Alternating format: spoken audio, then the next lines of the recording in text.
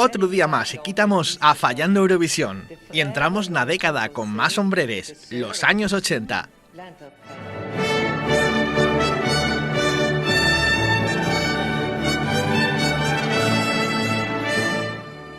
Arrancamos la década de los 80 con el 25 aniversario de Eurovisión, que algamó la cifra de 500 participantes, sumados en el so primer cuarto de siglo de existencia. El participante 500 fue Cerise Laurens por Luxemburgo en 1986. Eurovisión y en ese momento un festival con unos cuantos añinos al yombo y entama a reinventarse, a ser más innovador en ellos aspectos, más conceptual, más colorido y sobremanera mucho más gayolero con un toque de extravagancia, exactamente tal como fueron los 80 en Europa. También las nuevas tecnologías van llantándose en el espectáculo. En 1983 es comencipien a usarse micrófonos inalámbricos y a partir de 1998 los marcadores ya son fechos por ordenador. Si de qué caracteriza a los 80, a más de la música, ye la moda. Volúmenes peñaos, ne sombreres, muchos paseos que hoy llamaríamos una horterada. Todo ello pasó a esgalla pel escenario de Eurovisión mientras estos años. De algunos, inclusive, llevaronlo hasta el extremo de mascaritarse. Y es que en esta década pasamos a un ámbito mucho más divertido en las actuaciones y pudimos ver muchas coreografías grupales. Tocantes a los temas de los cantares, de algunos deben dedicarse a distintas facetes, tal que recen los subtítulos a la ópera, el teatro, el cine o hasta la propia Eurovisión, incluyendo el playback. El tema portugués de 1989 fue una oda al Imperio Luso, el pegadizo conquistador. Facía rumbo a una domina na que Portugal era grande y nomaban el estribillo toles sos colonias. Otro estilo que se llevó en forma, especialmente en los primeros años de los 80, fue lo que podríamos llamar el estilo parchís o Enrique Llana. Estilismos gimnásticos y actuaciones coreografiadas que también tuvieron el su éxito con dos victorias, la de Reino Unido y Suecia.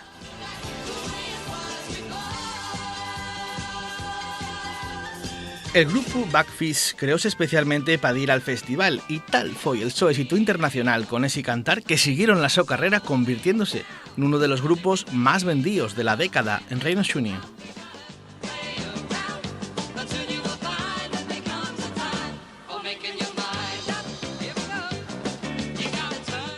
En 1980, Israel renunció a entamar el festival y celebróse en La Haya. Finalmente, inclusive decidió ausentarse, siendo la única vegada que este país no está siquiera entre la lista de participantes. Aprovechando esta ausencia, Marruecos decidió probar suerte y debutó en Eurovisión con su cantar en árabe y un penúltimo lugar que no ni dejó bon sabor de boca, hasta el punto en que esa sería hasta ahora la su única participación en el festival. Esta década supone también la adiós de Mónaco como participante y el debut de Chipre y Islandia, bien introducidos en la estética y ritmos que anubren el festival en estos años.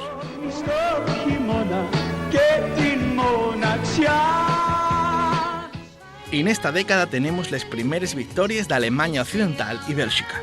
En 1982, Nicole y la su guitarra, en un ambiente de campamento religioso, gana por Alemania con un cantar sobre la paz, que tuvo mucho éxito posterior y llevóse a otros lenguas. Con el triunfo de Bélgica en 1986, ya todos los países fundadores consiguen tener pelo menos una victoria en el Swaber. Por otra parte, tenemos la quinta y última ganadora de Luxemburgo y la segunda de Suiza, que suponen los últimos cantares francófonos que consiguen ganar hasta hoy. Céline Dion y precisamente la última ganadora cantando en esta lengua.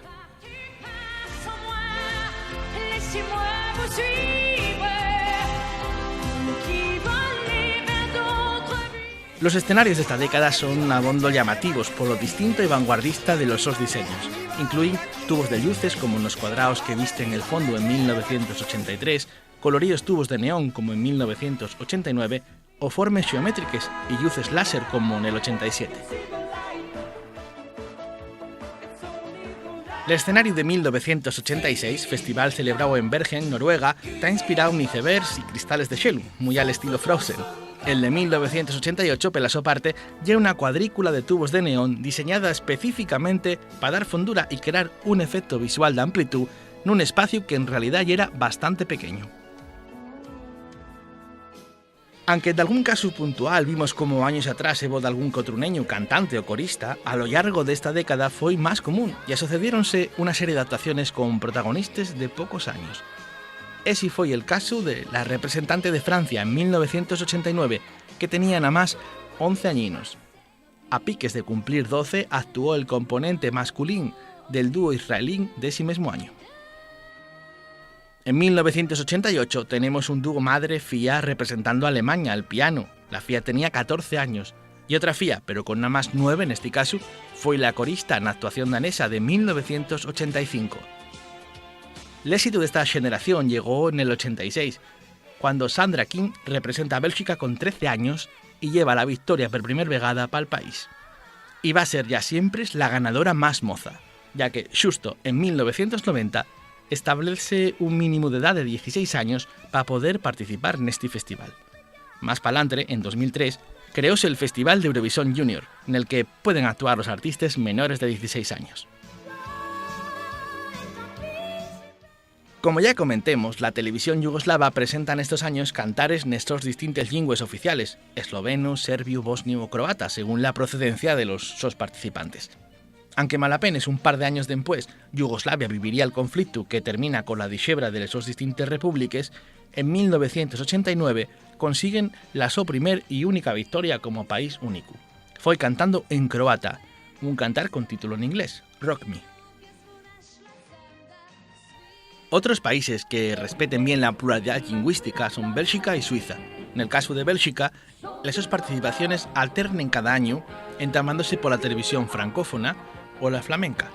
La única victoria hasta la fecha fue la de 1986, cantando en francés, y aunque el año siguiente planteóse una colaboración entre ambas televisiones para entamar el festival en Bruselas, a la fin la televisión flamenca retiróse del proyecto.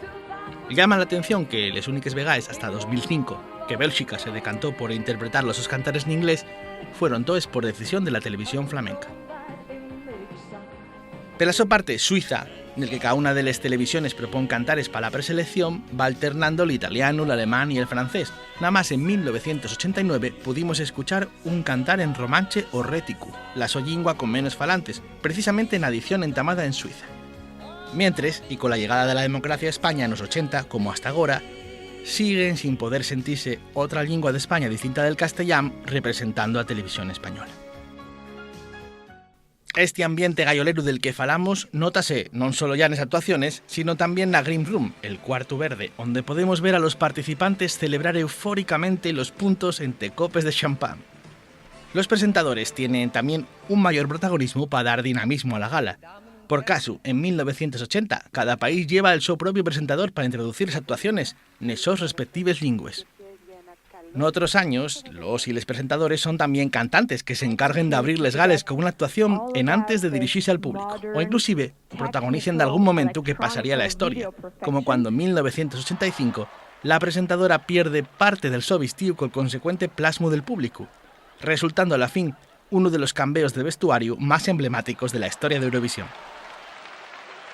También los intervalos son más variopintos, ya inclusive las postales tienen carices distintos, más risibles como en 1984 o más propagandísticos como los cómics belgues de 1987. En los 80 muchos artistas repiten Eurovisión. En 1985, de los 19 participantes, 13 ya tuvieron en antes Eurovisión. Pelacueta, la edición de 1989, y es la primera en 20 años en que todos los artistas son primerizos. Y si falamos de repetidores, hay uno que ganó a pulso el nomatu de Mr. Eurovisión. Y ese es Johnny Logan, que representó a Irlanda en el 80 y en el 87, resultando ganador en 2 ocasiones. Y a día de hoy el único bicampeón del festival, aunque muchos intenten hacerlo. Este irlandés, inclusive más palantre, volvería a ganar como compositor del cantar del so país en 1992.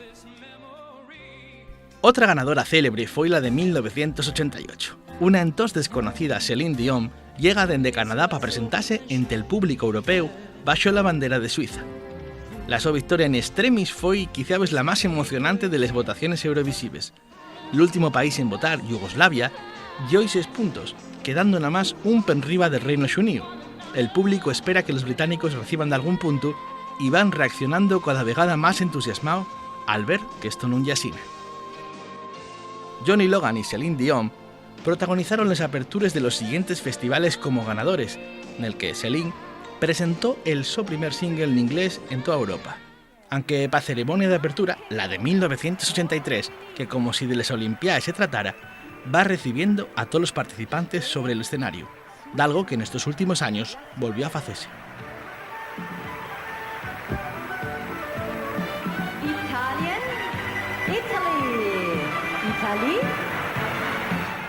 Son muchos los artistas internacionales que se dejaron ver sobre el escenario de Eurovisión en esta década, y de ellos también los grandes éxitos que se derivaron de aquella. Ya falemos de Celine Dion, que conocimos 9 años en antes del show boom gracias a Titanic, pero también compartió escenario con Lara Fabián, que conocemos gracias al su éxito Otro amor vendrá y que representó a Luxemburgo. También comentemos el éxito de los cantares de los británicos Buckfish y la alemana Nicole. En España tuvo cierto éxito Lucía en 1982, que llegaba a tierras ingleses con un tango en plena guerra de Argentina por las Malvinas. Al año siguiente, Remedios Amaya va a ser recordada por llevar un 0 para casa actuando descalza. También por televisión española fue el grupo Bravo, que llevó el primer cantar de televisión española con título en inglés, Lady Lady. Supunxo la única primera medalla de bronce para España hasta este momento. Paloma San Basilio cantó La fiesta terminó en 1985. La década prodigiosa fízonos bailar en 1988 con Made in Spain, y Nina, en 1989, fixe una impecable actuación con Nacida para amar. Por Italia pudimos ver de nuevo a Romina y Albano en 1985 y al gran Umberto Tocci en 1987. El cantar de Luxemburgo en 1980, Papa Pinguín, triunfó en muchos países sobremanera como cantar infantil. Los israelinos también lleven a grandes figuras del so panorama como Ofra Asa, Avi Toledano o Isar Cohen, que repite tras el so Avant Nivi. Ya está aquí los años 80 en Eurovisión. La semana viniente lleguen los años 90, pero hasta entonces esperamos que nos sigáis en Play Presta y que comentéis los vuestros temas preferidos de los años 80.